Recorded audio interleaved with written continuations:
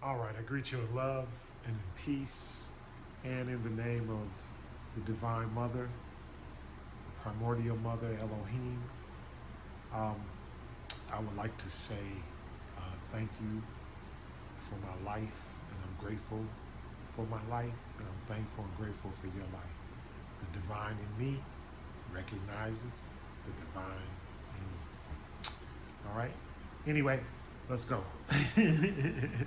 um, so, what I came here to do is like double down on some stuff that we've been talking about. First of all of this stuff that's going on has nothing to do with you as being a child of the Divine Mother. Let me explain. The divine feminine energy was removed, and I've been talking about this for a while. This is nothing new. But the divine feminine energy was removed from our existence. And that's who we rely on, and that's who we depend on in order to get our power and our strength. That is the creative force. That is the divine creative. That is the divine creative energy, the force, whatever you want to call it, God, whatever you want to call it. That's what we all are. And then the second thing is that everyone is striving to be enlightened, and all of this stuff does not rely on race, creed, color, religion, nothing. These are spiritual principles, and they're spiritual principles that work for everybody if you put them into practice. And that is the one thing that I will say about spirituality, divine spirituality, is the fact that it's not one size fits all. Everybody's path is different. Everybody is here for different reasons. Everybody has a different purpose in life. Everybody does not have the same purpose. Everybody is not supposed to be the same. There are almost 9 billion people on earth. And think about this. The Divine Mother has given every single one of us a different set of thumbprints and a different set of eyes, everything. And that's just counting the people that are alive right now, not to mention all the people over centuries and centuries and centuries of time that have passed this way. So you have to get those things in your mind and realize that the primordial mother is so deep, and it's like you're coming out of the dark. And that's why the things and some of the things that say in scripture, like coming out of the darkness into the marvelous light, or as long as you are in the world, you are the light of the world, things like that. Those are things that, even though I talk about the Bible, if you don't know the origins of all of the things that are in the Bible, it can be dangerous. But if you do know the origins, then it can be used, obviously, for good. But the problem is that most people are not well studied enough, and they are not at a high enough conscious level in order to be able to interpret and to discern properly what's in those scriptures. And a lot of the stuff which I've been talking about is basically incantations, curses, spells, rituals. There's all kinds of stuff in there, and then people pick little things that they want to make arguments or arguing points about or whatever. And for the most part, I try not to do that. Sometimes I do now on the internet, but only if I see or if I have a feeling about a person that they're near the point where they're going to tip over to being enlightened, and then I'll just give them the knowledge that I have, and then I move on. Because at this point, like I keep telling my sister, we're at the point of diminishing returns. So I'm probably not going to be able to read any more stuff or do any more spiritual practices or do anything like that, because I pretty much have tried them all or done them all, or at least have some type of experience with them, or have seen them, or have seen other people that have these different gifts. So as you go and you make your transition and your journey to do whatever it is you want to do in the spirit, the only thing that we constantly tell everybody is develop a spiritual practice. And everybody's is different. That's why most religions I find to be kind of repulsive and basically very low level vibration stuff. Is very, most religion is very low vibration. And then the religions that run off of dogma and run off of things that have been indoctrinated over centuries, most of those religions are not that strong. And the reason why, and I'm not saying that to pull anybody's religion down, because you can always do the same with it for any religion. But here's the thing: all religion, no matter what it is, even spirituality to that extent, is geared towards you trying to manipulate or maneuver the spiritual realm in order to do what you need done or what you want them to do. That's all it is.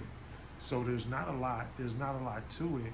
It's just saying that if I'm in the spiritual realm, whatever I do inside the spiritual realm, what is it to do? It's to make my life here easier.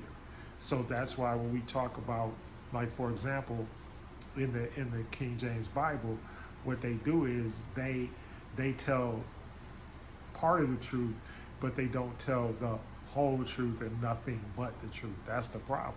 So that's why when you go into court and you're like, well, you promise to tell the whole truth and nothing but the truth, so help you, and then you say yes and whatever.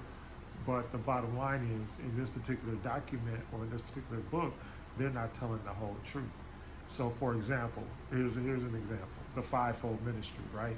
Some preachers, teachers, pastors, whatever, all that stuff, right? Okay, so fivefold ministry, right, is really every single metaphysical discipline is supposed to be a ministry. Those ministries are not supposed to be limited like that. So people that practice numerology, people that practice astrology, people that practice even disciplines like physics and things like that, because a lot of the teaching, like that's the reason why you can't just hire teachers and pay them money, because it's not like that. Teaching is a spiritual gift. The Rab, that's where you get the word rabbi, the second teacher. The first, the Rab is the mother, the first teacher.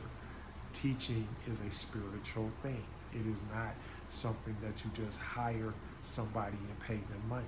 And even the very good teachers and the long-term teachers and people like that, they're led and of the Spirit.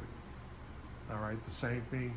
And then everything, all of those things, even numerology and tarot cards and readers and psychics and all of that, everything, everybody who has a gift like that, that gift is for humanity. It is for humanity. And when they tell you that it's demonic or it's evil or anything like that, I always have to point out the fact that nothing is demonic or evil in and of itself. It is the person that's using whatever the instrumentation is to make it demonic or evil. Nothing is, just like I did a post on TikTok about familiar spirits. It's like, that was a lie. They lied to you. Is you familiar? Why are you afraid of familiar spirits? And I went into what is a familiar spirit? All of these different things that will contact you in the spirit realm. And you are a spirit. So why should you not be able to communicate in the spirit realm? It's ridiculous for you not to. And then all those realms are different levels of consciousness and different dimensions that you can go into when you come in contact with your inner self and with the Divine Mother. Period. And anybody can do it. It's not, you don't have to have nothing special. All you have to do is go inside. Meditation, affirmation, those type of things. Start doing those things. Put in that work. Fasting, prayer, whatever it is that you want to do, and even if it's one of the disciplines that everybody calls, out of bounds or whatever they try to call evil or demonic, the only thing that makes a demon is nothing but an angel. That's all it is. It's just a spirit. And then everybody, oh, it's demonic. No, the only thing that makes it demonic is your perception of it, or your interpretation, or how you generate and operate it. That's why the terminology, the God terminology is so important, because what are you doing? You're generating, in other words, you're manifesting things, and whatever you speak out of your mouth, that is what you're going to manifest, or whatever you constantly think in your mind. And then once your things enter into your ear gates, what's going to happen? It's going to go into your subconscious mind. That's why you prevent yourself from doing a lot of things. That's why, you get these people, some of these self-help gurus, what they say, you got to learn how to get out of your own way.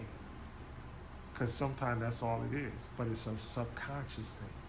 Usually when you're in your own way like that, it's something that's going down in your subconscious and in your psyche. And then the other thing that I want to talk about is, and what I was saying about the law of diminishing returns, is probably not a whole lot of other stuff that I can read, but there's a lot of stuff that I can do. And so when I'm on this kick about talking to you about how the Bible is a dead book, the Bible is a dead book unless you know how to interpret it, and unless you know how to discern it, and unless you know who's saying what and all that. And that's what they have changed around. They've changed out. Like, you don't know who's saying what. You don't know where they got those quotes from. You don't know. And then once again, go to the things authorized. King James, authorized. What is the root word? Author. We're spelling. You're making spells. That's why part of the spell was what? To confuse the language. Like, if I confuse the language and we can't all talk, or if I eliminate languages, just like I found out that my indigenous language to the Americas, the Turtle Island, right? My indigenous language in Turtle Island was wiped out. They tried to completely eradicate it, but I understand that there are some people that still speak it, and probably next spring I'm going to try to go try to talk to those people and get that knowledge, because that's interesting to me. And then we got people walking around here reciting after languages and everything. Look, y'all, that Bible, that's a curse to you. It's not help to you. It's like the firstborn of Egypt, the firstborn of Pharaoh, and all of that, and everybody in Egypt. Pharaoh is a black man, probably, and has that Sudanese, Egyptian type bloodline. That's who Pharaoh is. So when they say that they're going to kill the firstborn of Egypt, guess who that is, y'all? That's you. And all of the people that ended up in West Africa and all of those different places, they wound up there. They were pushed out and migrated there. After all of the times that people tried to invade Kemet. So that's where you get that. So, and they knew where we went. So that's why when chattel slavery started, they decided to go there and get people, because they know that those are the smartest, biggest, strongest people in the world. Literally, strongest, more athletic, anything. Because remember, if you know anything about history, when slavery started, and that's why I keep saying, like, slavery was really a business decision. It was like, at first, it wasn't about white supremacy and racism and all of that. It was about getting people that could actually work and make the, and do all the labor in the country. So remember, the first slaves were Irish. That's what they taught us. So the first slaves were Irish, but they were not able to do the labor because they couldn't stay in the sun, and they couldn't, the atmosphere and everything was not conducive for them to stay out in the fields for long periods of time. So that's why eventually they went and got, first of all, the indigenous people.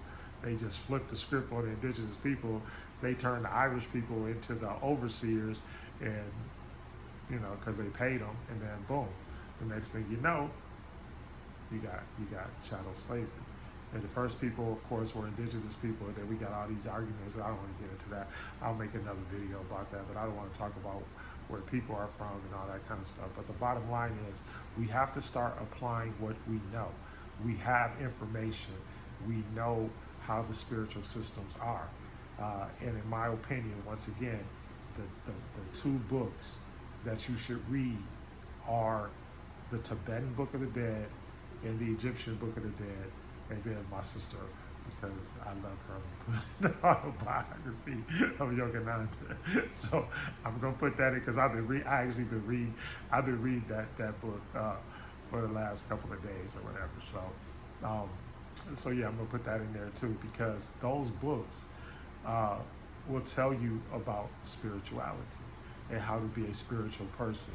And first of all, from the Kemetic point of view, the first thing is, from the Kemetic point of view, it kind of gives you the legalistic backdrop of how all of the spiritual system works. So it teaches you about the law of attraction, or the law of correspondence, or the law of polarity, and it teaches you or it shows you lessons about how these things are learned. Then it also teaches you Mayat. Okay, Mayat being the deity that we accredit truth and justice and all of those good things with. And so those 42, there are 42 principles of Mayat, and then there are 42 negative confessions of Mayat, 82 things from Mayat. Basically, that's what you need to study. And then the next thing is the Tibetan Book of the Dead. And then in that book, like I said, Egyptian book is more foundational.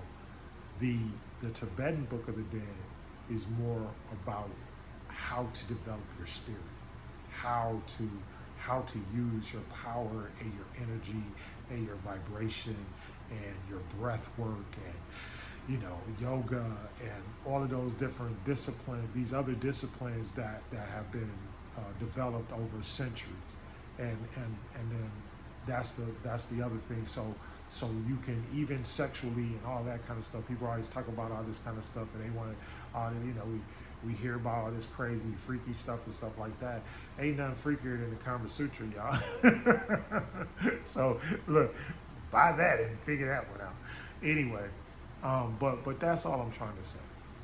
All right, and those things come from those things. And once again, I always have to throw this in there, that if you really like all these Jesus followers and all that kind of stuff, if you really want to know, and if you really know about the Tibetan Book of the Dead, and you know about Tibetan monks, and you know about their spiritual practices and everything like that, you realize that the Jesus in the King James Bible is patterned after a Tibetan monk. So that's where they get a lot of his stuff from, walking on water. And then you could also, juxtapose that with, the sun walking on the water, or the horizon and all that kind of stuff. But you get all that. And then finally, when I talk about applying what you know, you have to realize that the other way that they try to get you is through the timeline.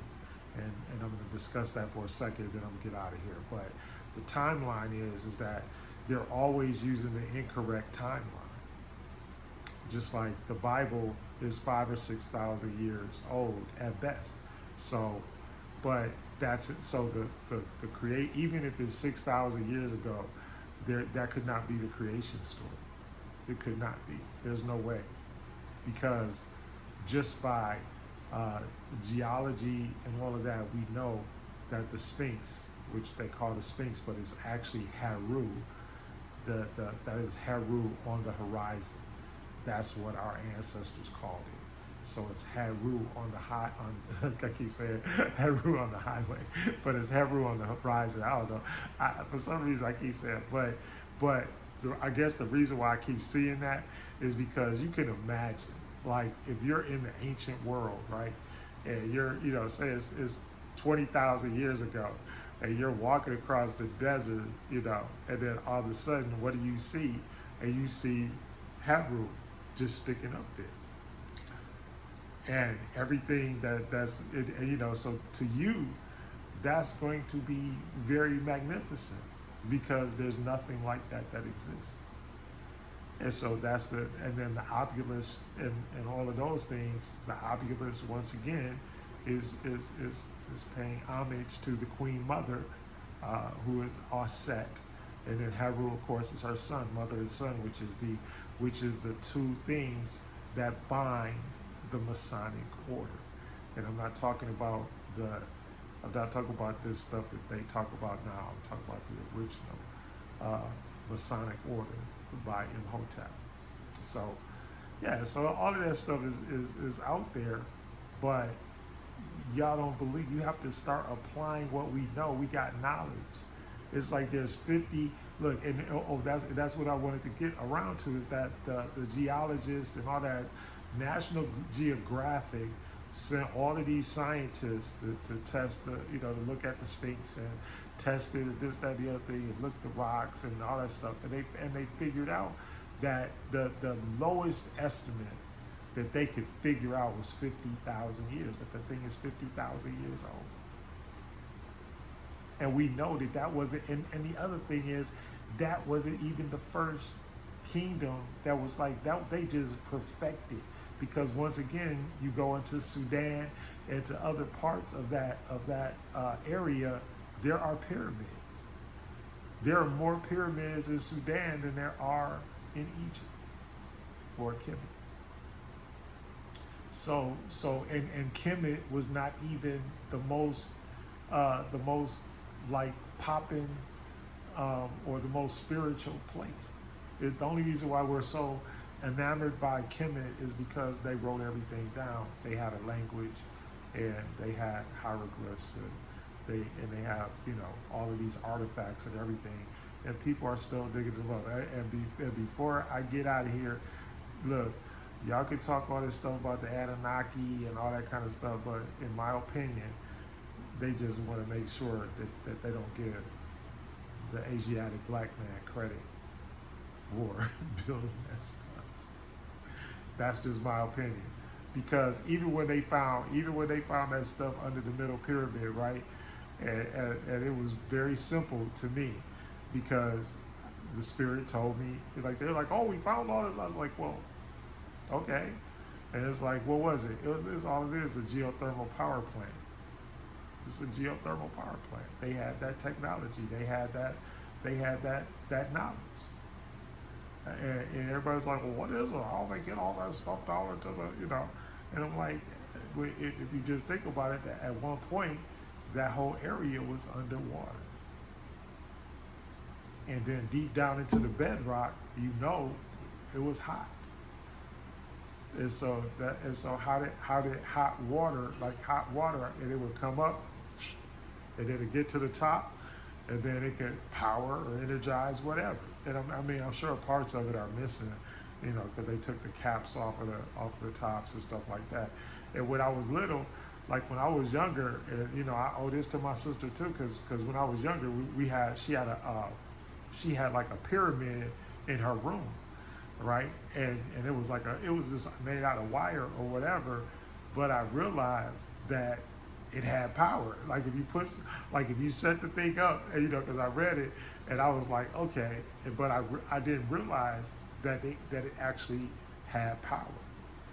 So you could set stuff up underneath it, or do experiments or whatever. And I'm talking, I must have been, I don't even know how old I was, but I was probably like maybe 10 at the most.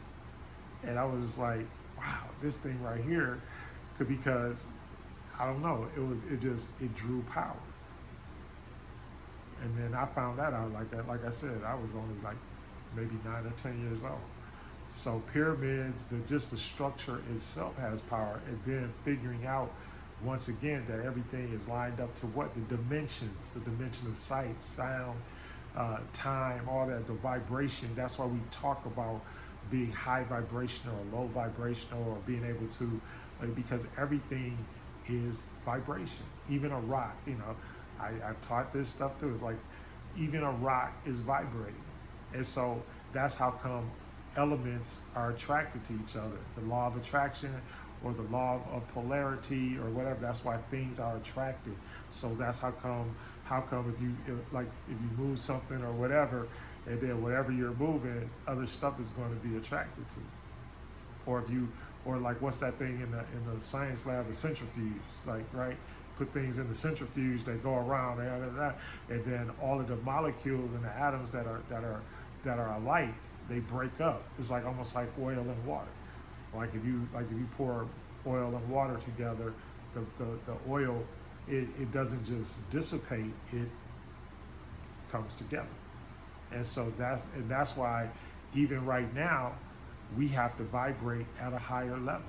We have to vibrate in love and in peace and in joy and understand, because that's what the universe understands. The universe understands our vibration.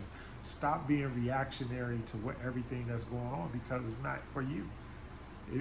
None of that stuff is for you. And the people that are trying to harm the world, or trying to do harm, the people that are kill, steal, and destroy folks, and that are fear mongers and whoremongers and warmongers and all of that kind of stuff, and all that stuff, that's all that stuff is going to be eradicated by the primordial mother. It's done. It's a done deal, and it's got to happen, because, like I said, the universe is precise. The universe is precise. There's no doubt about it. The universe is precise. So as we go into the change of the age, and that's another thing, the world is not ending. The world ain't ending. Stop being scared. Stop thinking, oh my God, what's going to happen? Think about the world that you want. Think about, vibrate the feeling, the world that you want. That's what you vibrate. Hey, how you doing, brother? Good to see you. Blah, blah, blah, blah, blah. Talk to each other. Make alliances, allegiance, friendships with one another.